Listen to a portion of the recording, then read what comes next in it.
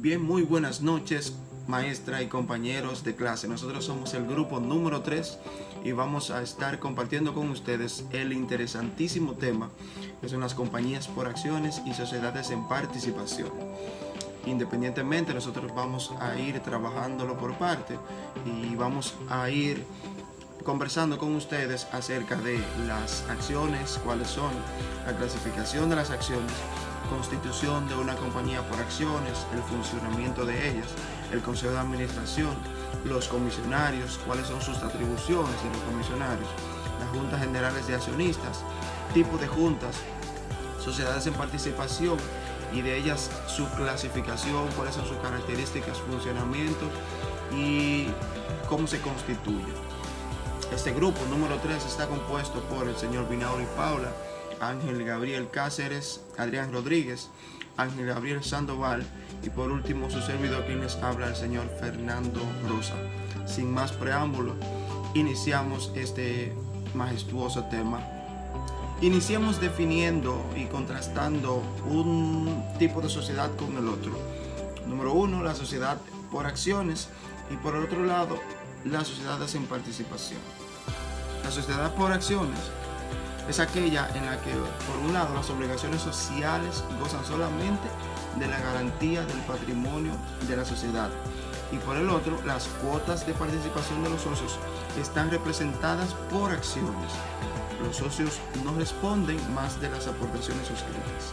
Las sociedades en participación, por el otro lado, son aquellas en las que dos o más personas con calidad de comerciantes interesadas en la ejecución de una o varias operaciones comerciales por medio de un contrato se constituyen para que uno de ellos ejecute esa operación comercial.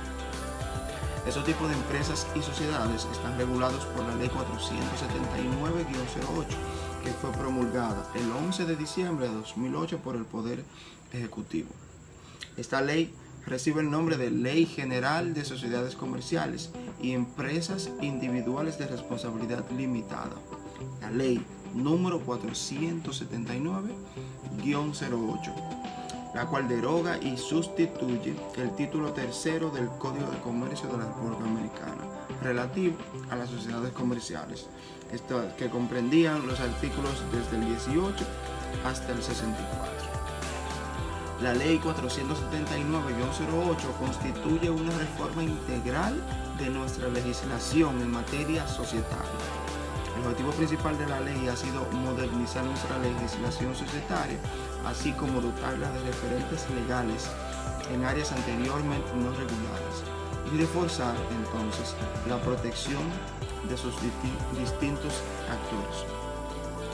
Dentro de las sociedades y empresas más utilizadas de República Dominicana podemos citar algunas. Estas son las empresas individuales de responsabilidad limitada, EIRL.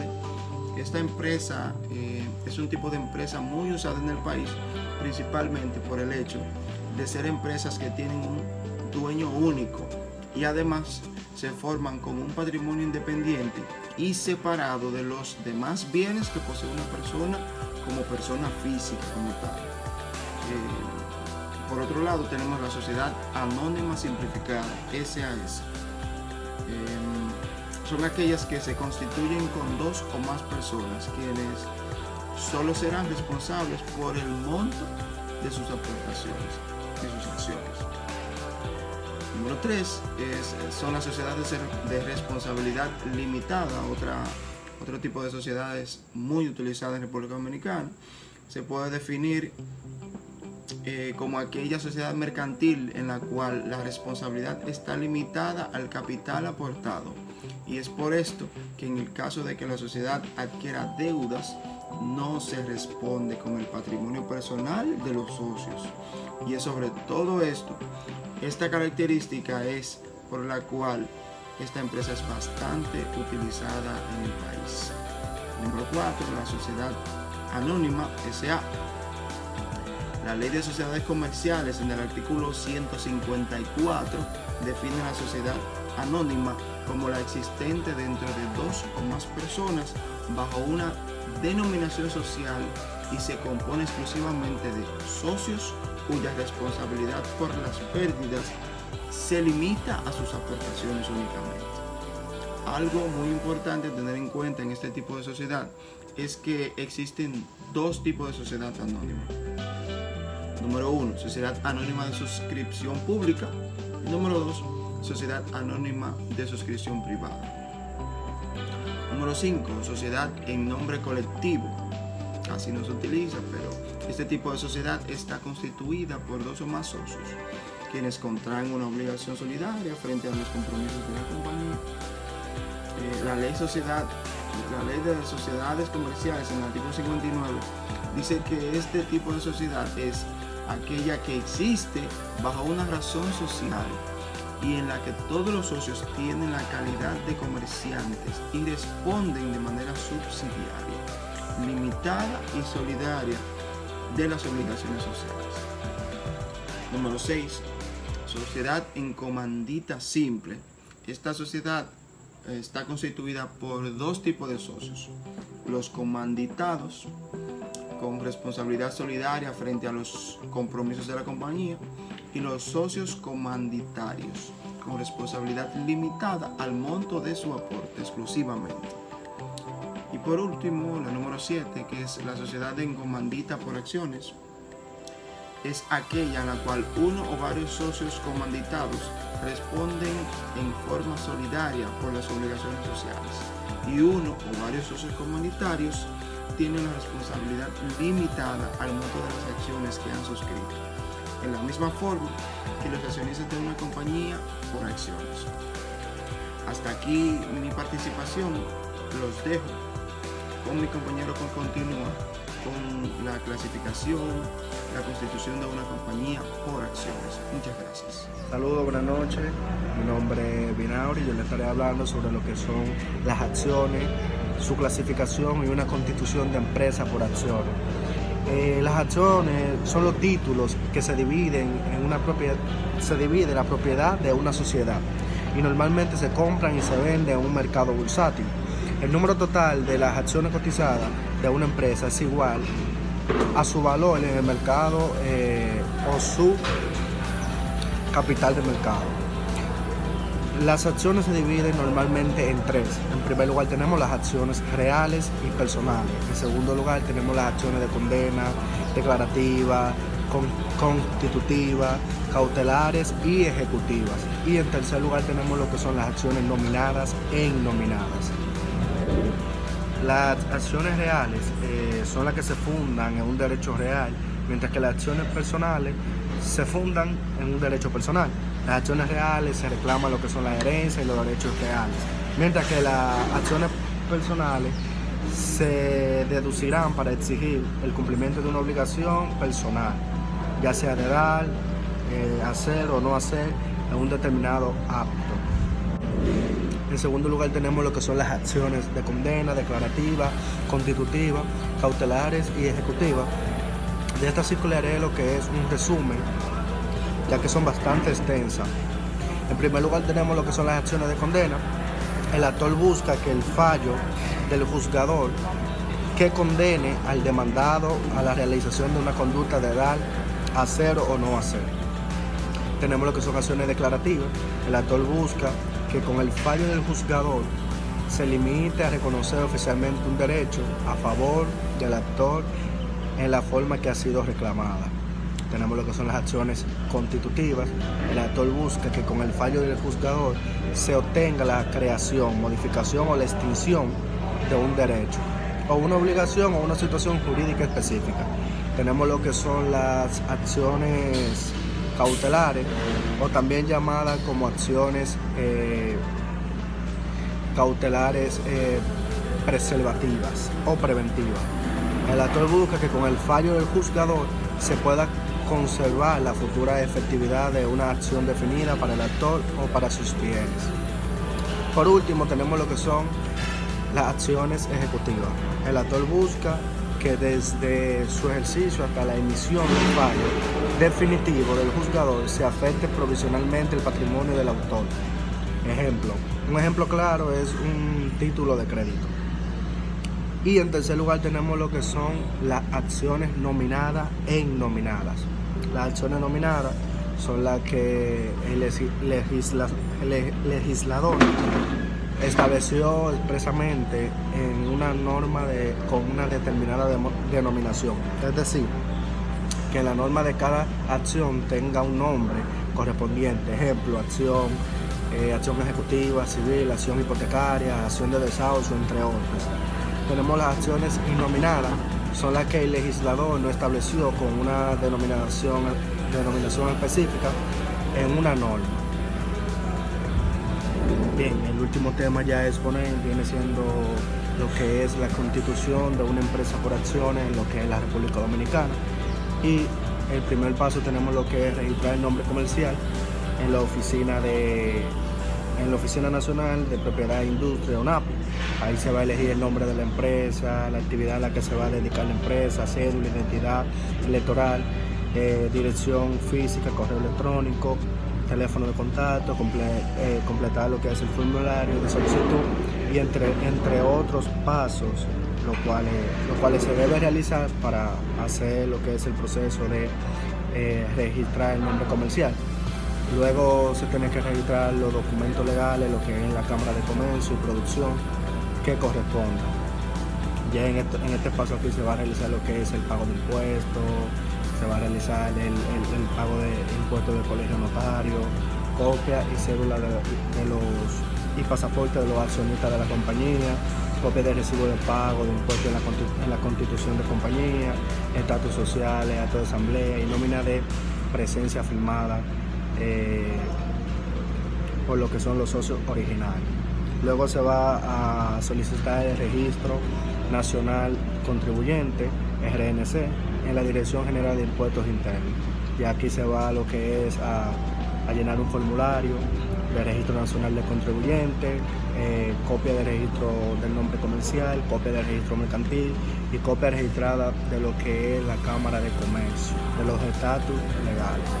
Bien, hasta aquí mi parte, espero que hayan entendido, que me hayan comprendido y pasaremos con mi otro compañero. Buenas noches, mi nombre es Ángel Gabriel Cáceres. En esta oportunidad voy a estar hablando de dos temas.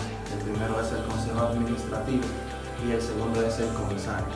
El Consejo Administrativo es el órgano colegiado que dirige la marcha de una empresa, supervisando y guiando la actuación de los mismos.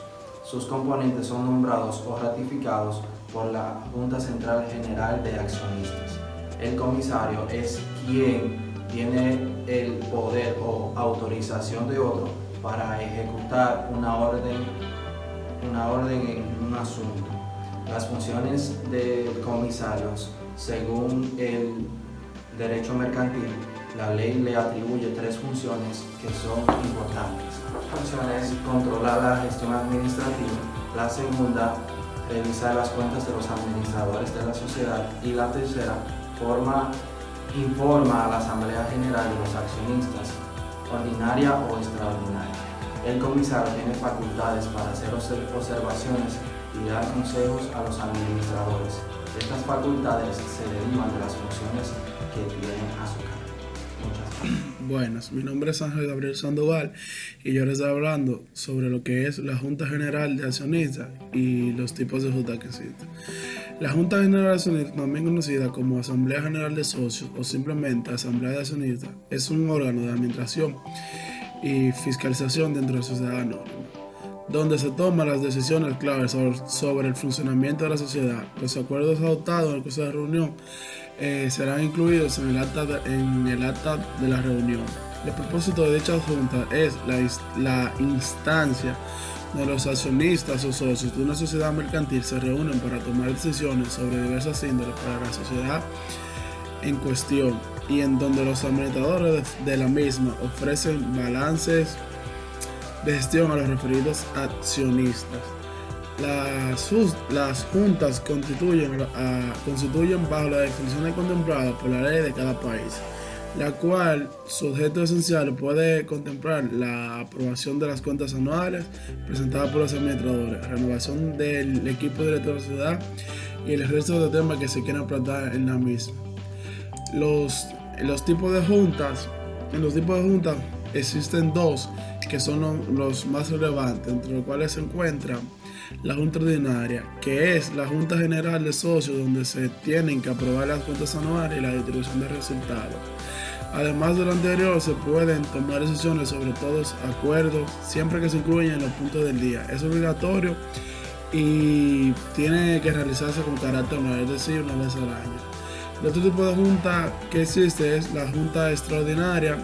La Junta Extraordinaria es toda aquella que no es ordinaria, es decir, son juntas extraordinarias, todas aquellas donde se toman decisiones distintas a la de la población, de las cuentas anuales y de la distribución de resultados. La celebración de juntas extraordinarias es voluntaria y puede realizarse tantas como se deseen a lo largo del año. Buenos días, profesora y compañeros.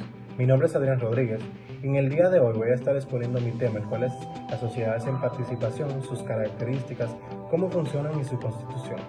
Ahora bien, ¿qué son las sociedades en participación? La sociedad en participación es un contrato en el cual una persona cede a otras que le aporten bienes o servicios, una participación en las utilidades y pérdidas de una negociación mercantil o de una o varias operaciones en comercio.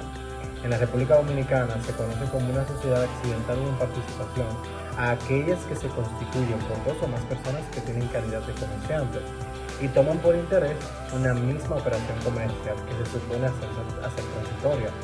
Las sociedades accidentales o en participación se crean por un documento público o privado que será registrado en la Cámara de Comercio y Producción, pero no contará con una denominación social. Uno de los socios tomará el cargo de gestor y representante de los demás socios, asumiendo las obligaciones sobre la empresa. Este gestor rendirá cuentas a sus participantes y dividirá las ganancias o pérdidas en la proporción de lo que le conviene. Las características de la sociedad en participación son las siguientes. Estas no gozarán de una personalidad jurídica, no tienen patrimonio social, tampoco cuentan con lo que es un domicilio social, pero sí deben tener lo que es un registro nacional de contribuyente o RNC. No podrán transformarse a otro tipo de sociedad. Todo esto se rige bajo la Ley General de las Sociedades de Comerciales y Empresas Individuales de Responsabilidad Limitada, número 479-08, artículo número 149 sobre las sociedades accidentales y en participación. Estima que estas no tendrán personalidad jurídica, como mencionamos anteriormente. No obstante, la Dirección General de Impuestos Internos, en su norma general número 05-2009, artículo 16, estipula que las sociedades accidentales o en participación tienen la obligación de tener un RNC independiente del de cada persona jurídica o natural que se integre. Esto quiere decir que si hay varios socios en lo que es la sociedad en participación y son personas jurídicas constituidas, independientemente de eso, debe haber un RNC independiente a cada una de las personas. Las sociedades accidentales en participación no tendrán que realizar sus respectivas inscripciones, como antes mencioné, de las personas jurídicas lucrativas en la Dirección General de Impuestos Internos. Las sociedades en participación es un contrato bilateral o plurilateral, dependiendo de la cantidad de socios, donde intervienen el asociante y los asociados. El contrato debe constar por escrito. El contrato no está sujeto a protocolización ante notario ni inscripción del registro público de comercio. La asociación en participación carece de nombre, domicilio, persona jurídica. El asociante obra en nombre propio frente a los terceros y no existe una relación entre los enteros y lo que es los asociados. Los asociantes responden ante él por el monto de sus aportaciones. Luego, entonces, las pérdidas correspondientes a la sociedad no podrán ser superiores a los valores aportados. Es decir, si cada asociante aporta un monto de $1.000.000 de pesos, las pérdidas no pueden ser mayores al mismo. Salvo un pacto de contrario que para la contribución de las utilidades se tomará como base del impuesto capital pagado. En pocas palabras, la asociación en participación es un contrato por el cual una persona cede a otra que le aporten bienes o servicios, una participación en las utilidades y en las pérdidas. Cabe destacar como intermencionado que es muy importante que debe tener un RNC independiente. Muchas gracias y pasen buenas tardes.